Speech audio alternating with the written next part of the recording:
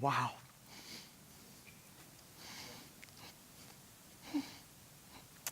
Can you testify to that tonight? Glory. Wow.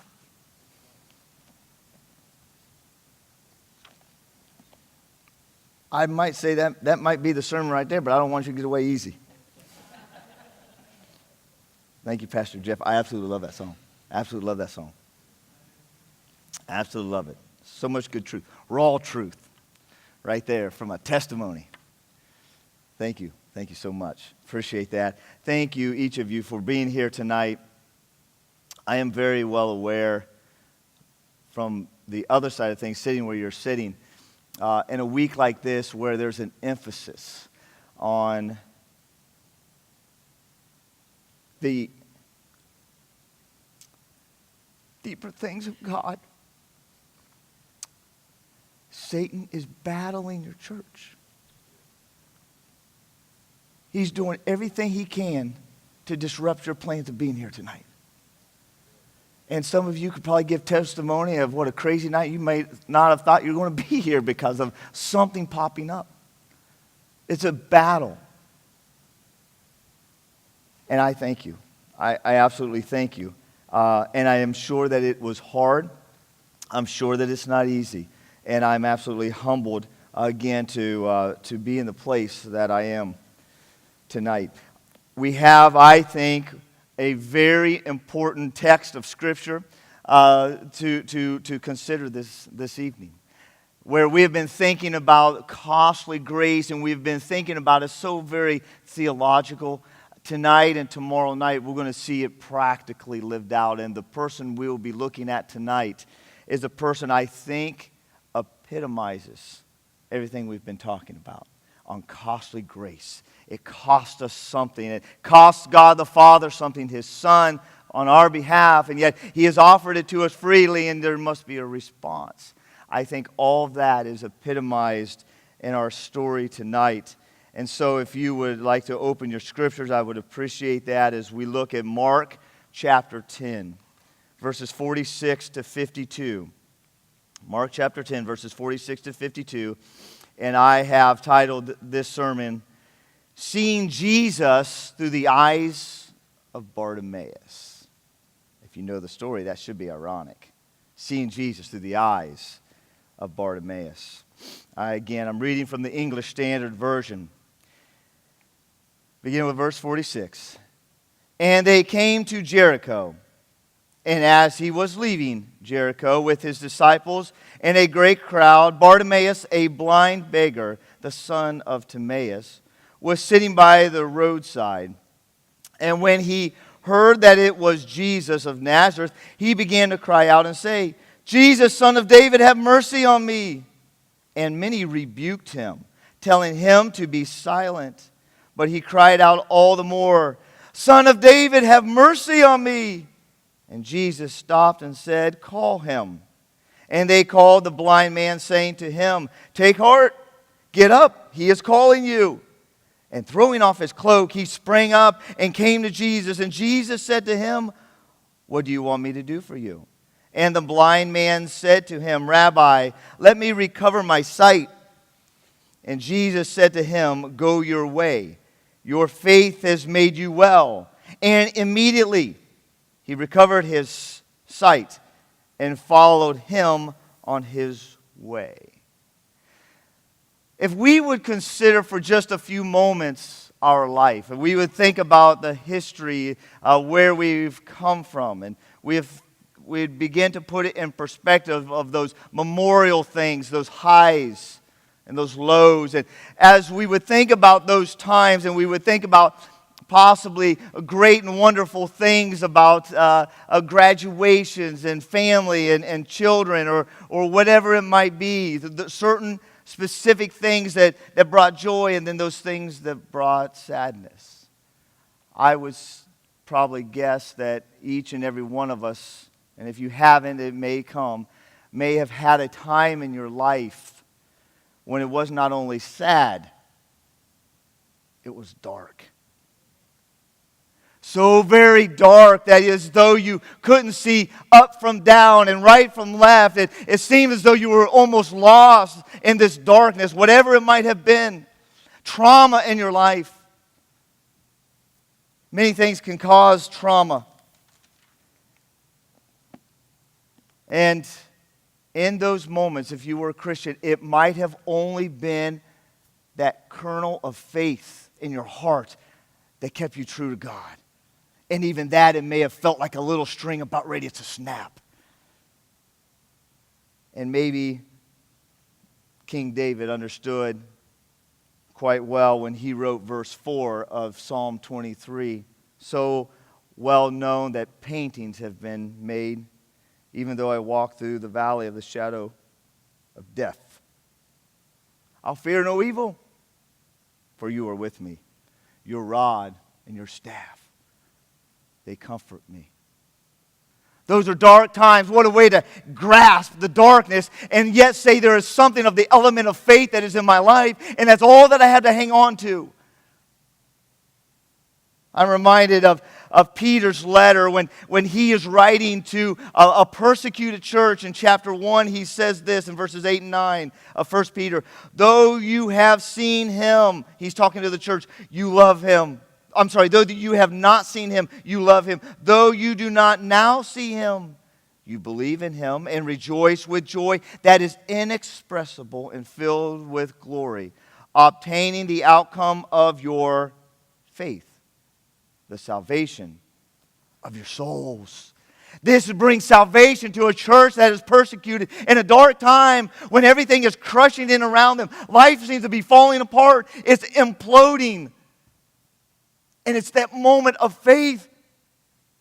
I see within the person of Bartimaeus, in a real way, this being exemplified. Bartimaeus is literally blind. There is literal darkness in his life.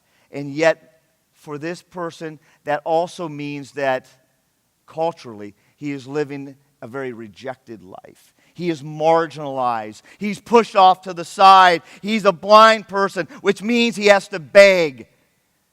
Someone in this culture who could not produce for the family meant he himself loses his human worth. He is a burden to his family, where he was supposed to be something and so help support his family, his parents, and now he becomes a burden. He has lacked worth in this community that he lives in. But on this day, he has strategically set himself up next to the wall, highly probable, of Jericho and the gate that leads to Jerusalem. I would offer to you this evening, as we consider the life of Bartimaeus, 3 little lessons. 1 on recognition, secondly on restoration, and third on relinquishment. Recognition, restoration, and relinquishment.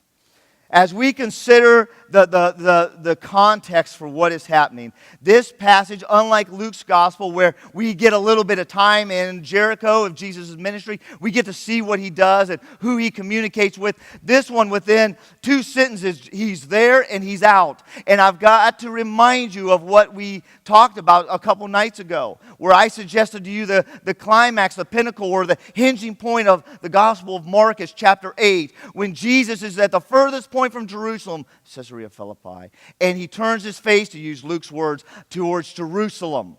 And he's been showing them the power of God through miracles, and now he shows them what discipleship looks like, what it means to really follow him. And he's headed to Jerusalem. And he says to them, you remember, you have to deny yourself. You're going to be one of my disciples.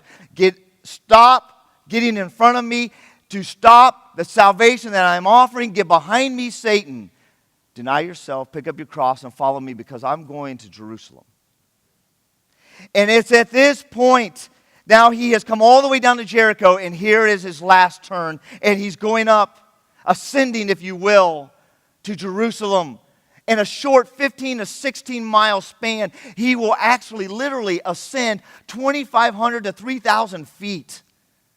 He's headed up to Jerusalem. He's being raised up, to use John's words. And imagine, he's exiting. And as he's exiting, we're told there's a crowd around him. This crowd isn't necessarily quiet. They're asking questions. They're talking to him. He can probably hardly walk. And as he's exiting, he's heading towards Jerusalem. There's noise. There's questions. There's talk. He's talking. He can't see around him. And over against the wall, marginalized, literally off to the side so he would not get run over because he's blind, is a man named Bartimaeus. And we're told he's sitting. We know that's by his reaction later. And he's sitting marginalized, off to the side. And he cannot do anything about his situation. He's blind. He's pushed off to the side. It's in this moment that he recognizes, the only hope I have is passing by. And what do? When the only hope that you have is passing by in a moment, and it soon will be gone. He does the only thing he knows how. He cries out for help in his darkness, and he's rebuked. Oh, how culture rebukes us, even the marginalized. Even when we're down to our lowest, they still rebuke us. Be quiet. Stop saying what you're saying. What was he saying? Did you catch what he's saying? He's crying out, Son of David. Nobody in this gospel ever says that. Nobody says Son of David. That signifies that this Jesus is the Lord. This is the one who was to follow. It says so much of his lineage and the tying in of everything he's been saying to this point of who the Son of Man is. This one says something nobody else has said. Son of David. And what would get Jesus' attention? Saying something that nobody else has said. Recognizing Jesus in a moment as nobody else has recognized him. Saying something that nobody else has heard. And what gets Jesus' attention now? I would suggest to you, faith. In those dark times when you have lost everything else, faith. This is the one, and he's passing by, and I need him. Because this is how Jesus responds to him when he brings a healing. Your faith has made you well. Bartimaeus sought Jesus. He recognized who Jesus is. And we have to understand, I believe that Mark has done this on purpose. He has helped us in articulating or recording is a better word, recording Jesus' words, because Jesus has been saying something from chapter 8 to chapter 10. We have a beautiful start of another story of a blind person, and we have it ending with another blind person. And what Jesus says between these two, he begins to talk about those who have knowledge or those who have understanding are those who have sight, correctly? And those who are blind, they seem to lack knowledge or lack understanding. Here's the irony of it all. And that is in these chapters 8 to 10, those who have sight don't know. They don't know who he is. They don't understand who he is. Oh, but this blind man gets it. The one who's marginalized, the one who's pushed off to the side, the one who is seated against the wall so he's not run over, recognizes who Jesus is. He is the one who is marginalized. He is the one who is rejected and rebuked in this moment. And he recognizes, he understands. Jesus refers to himself. We talked again a couple nights ago from chapter 8 when he says, who do you say that I am? Remember, Peter said the Christ. And then he gives him a lesson on the Messiah, the Christ Messiah. No, he gives him a lesson on the Son of Man to help him understand. Remember, we said that Peter had the right term and the wrong definition. Well, here, from that point on, 8, 9, and 10, Jesus makes this reference to the Son of Man 7 times of himself. And Bartimaeus is the only one who recognizes Jesus for who he is. Other than demons in chapter 3 verse 11 and 5:7. Recognize Jesus and this blind man. And then at the foot of the cross in Mark's gospel, there's a centurion, that pagan centurion, who looks up and says, surely this is the Son of God. Two demons, a Roman centurion at the foot of the cross, and Bartimaeus.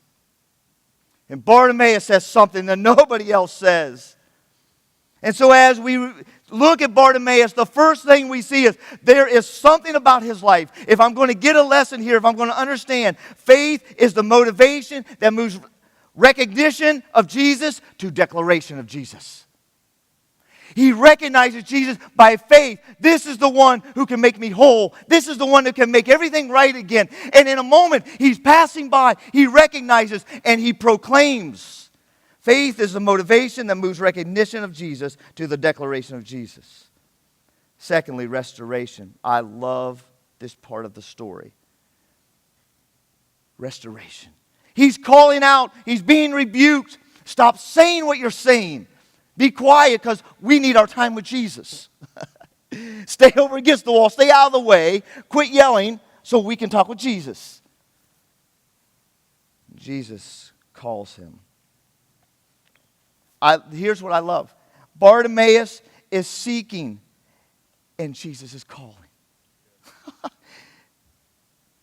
In Bartimaeus' deepest, darkest place in his life, on this particular day, Jesus is going by. He don't let him go by. He's yelling.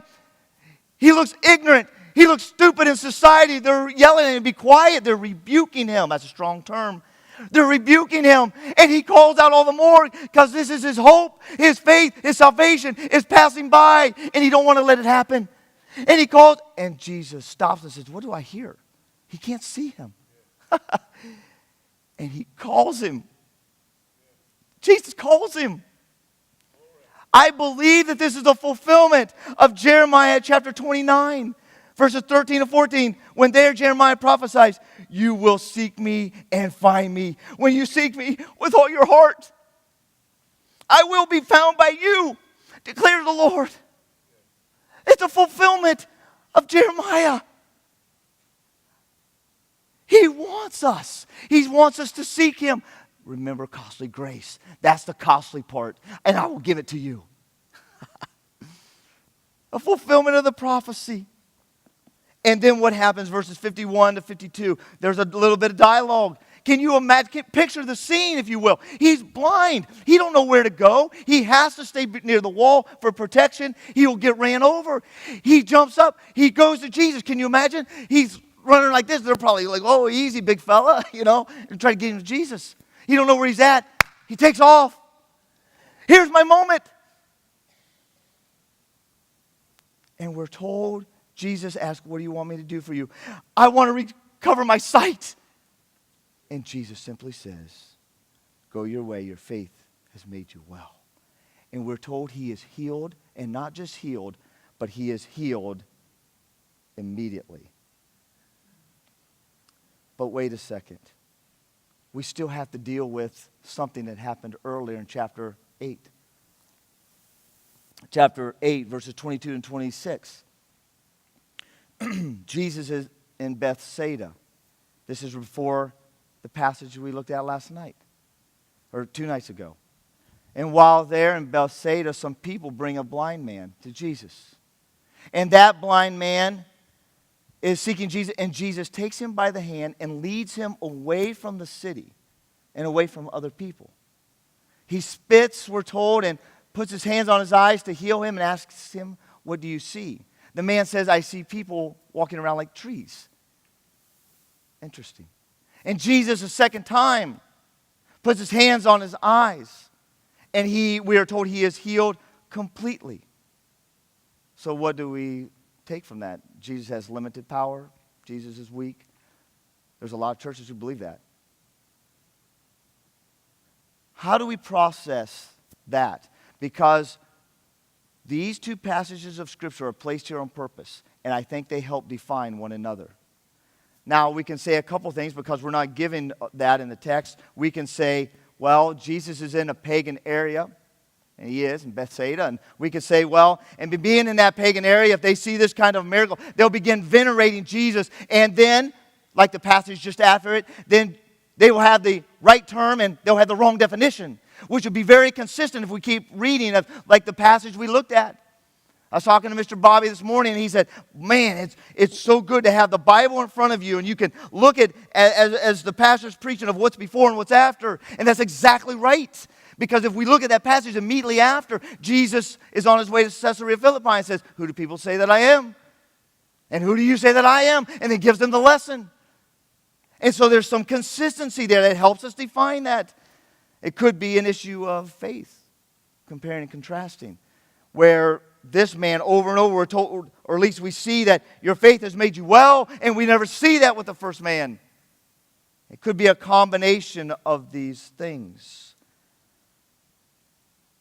But this one has a name, and the other one has not even recorded his name. There's something about this one.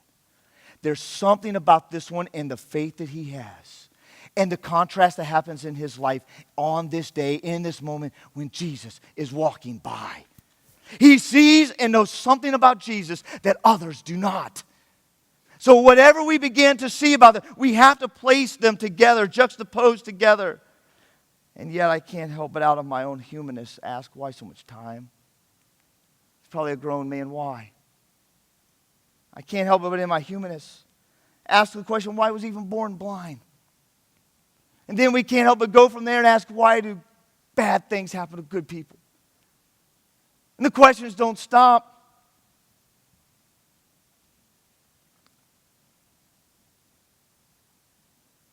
One of the hardest things I ever had to go through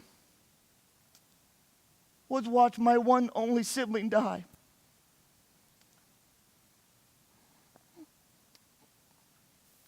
Extremely talented, amazingly talented younger brother. In his late 90s, he was called to ministry. He could do everything. I mean, good woodworker, carpenter. We worked together. We did side jobs together, on and on. Could do metal. We trained horses together. We did all this other stuff together. But one thing I could not do is he was a musician. Beautiful musician. Could play all kinds of instruments. Recorded, had recording equipment, had all these, and played and recorded and on, and traveled and sang. And something about him is he liked marginalized people. People that were rejected. He would go into bars, hard bar. I went into a couple, and he would say, can I play my music? It was like a 80s, late 70s classic rock style with Christian music. He wrote all his lyrics. And they said, yeah, they would ask him questions. They went over his resume, that kind of thing. And he said, but I want to be able to give my testimony. And he would do that. It's incredible.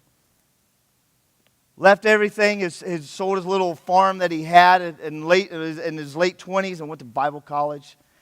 Since the Lord calling him into ministry and was doing some beautiful and wonderful things, was ordained with the Church of Christ, the Christian Union, graduated. But that last year of school was a little rough on him and he wasn't feeling well. He had a cough. He'd hold his chest. He got checked out the following year. He was just really struggling. His fourth little girl was just being born, and he was struggling. He went over to get dizzy trying to pick her up. Oh, something's wrong. He had a big mass in his chest. For 7 years, I watched him struggle. Never complained. Continued to do ministry. Started a business so his family could be funded. And then, the day I hate the most, December 14th, 2013. I hate that day. I can't help it. I hate it.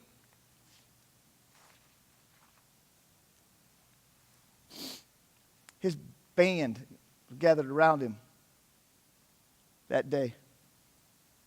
He always wrote all his own songs, his own music. That year, he picked up a song. He really loved it. You Are Awesome in This Place by Hillsong United. For some reason, he started playing it, but he added a verse. He said, that's an incomplete song. He added a verse. I don't know if you can legally do that. And he would play it in public. His band members gathered around him, and one of them hit a chord on the guitar. Of course, he hadn't talked at that time and that day. And they began to quietly sing.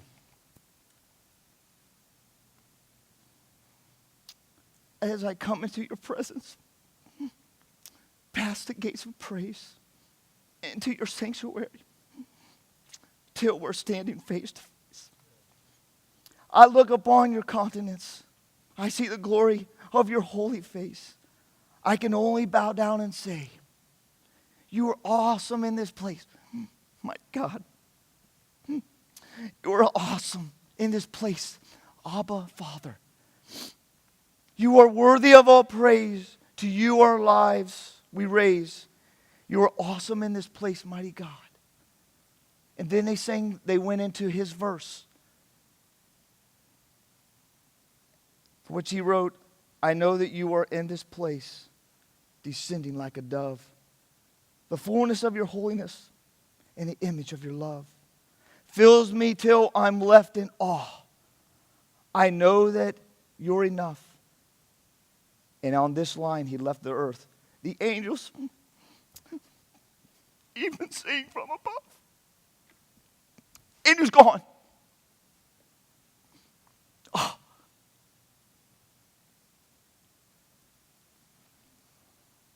I'm a pastor at the time. I said, have composure, right? I can tell you, even to this day, on occasion, not as often anymore, I have waves of anger that come over me. All this talent, 4 little girls, a wife.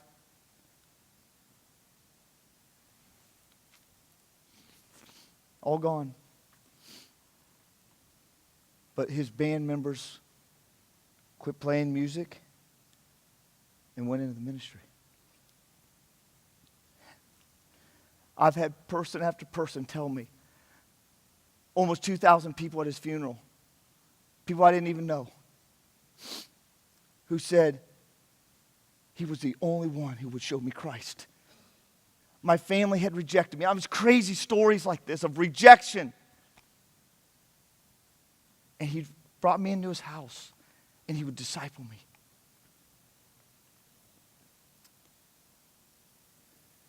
Bartimaeus was rejected. He was alone. He was calling out and saying things that nobody would ever say about Jesus.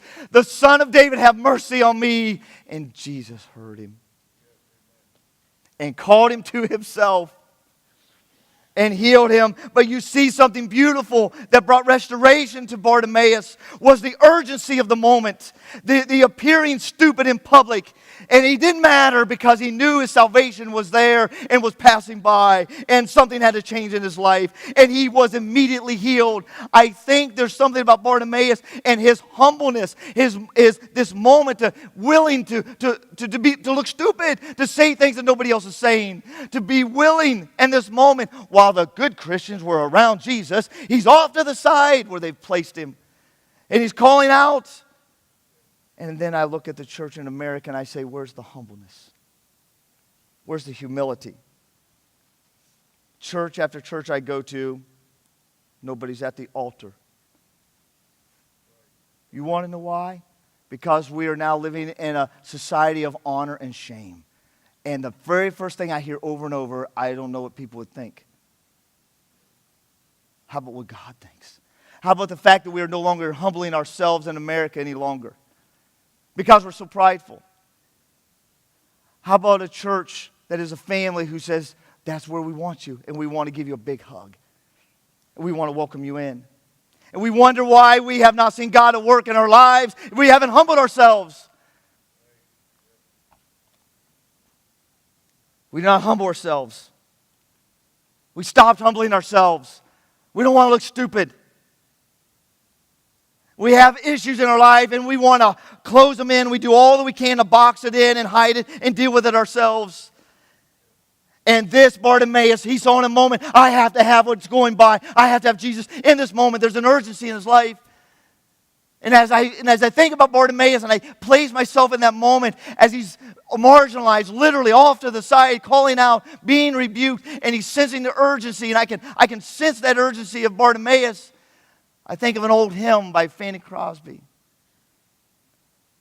Pass me not, O gentle Savior, hear my humble cry, while on others thou art calling. Do not pass me by. Savior, Savior, hear my humble cry, while on others thou art calling. Do not pass me by. He's passing by, folks. He's passing by. And our pride has kept us from reaching out. And he says, this is the costly part of the grace. Seek me, and you'll find me. I am so happy if you seek me. Come. Your faith has made you well. Wow. Your faith has made you well. And I can't help but think of Hebrews 11:1. Faith is assurance of things hoped for, the conviction of things not seen. This Bartimaeus received restoration. He was willing to humble himself in this moment, and God healed him in a moment. Praise the Lord. Thirdly and finally, I think this is climactic, and this is relinquishment. It means letting go. This is the costly part of grace.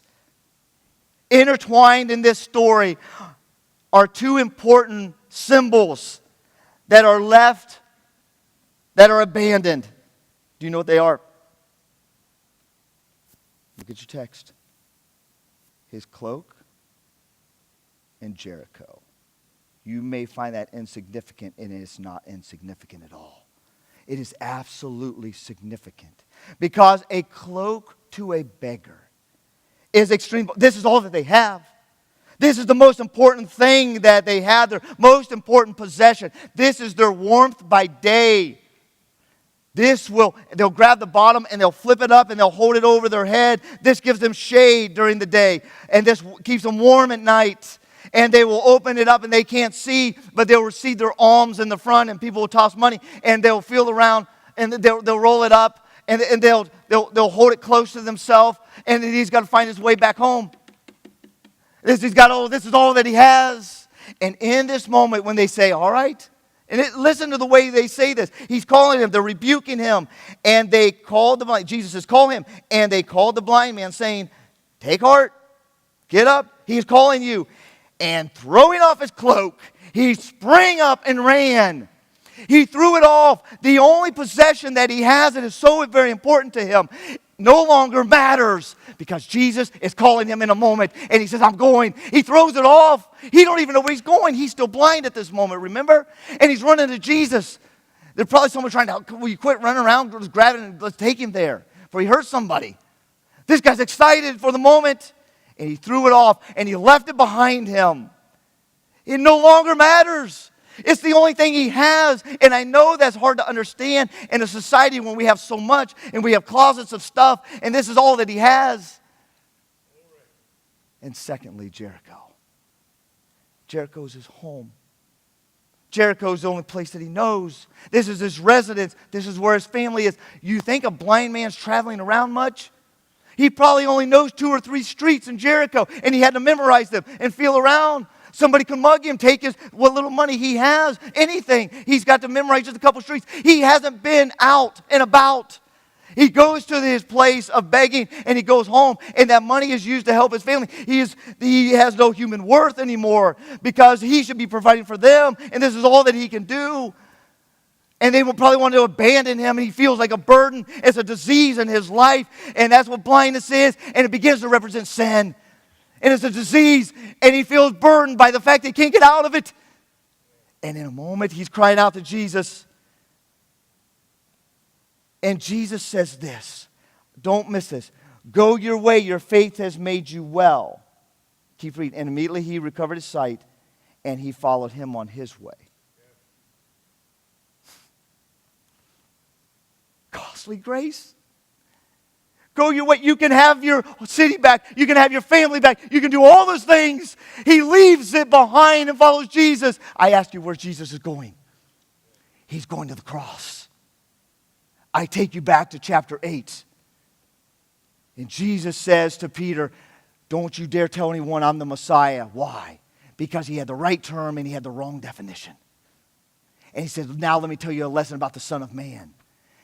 And Peter wants to rebuke him. And he says, get behind me, Satan. You are like Satan, stopping the plan of salvation. Get behind me. You better deny yourself. Pick up your cross and follow me, because I'm going there. And they have eyes, but they're blind. And this blind man gets it.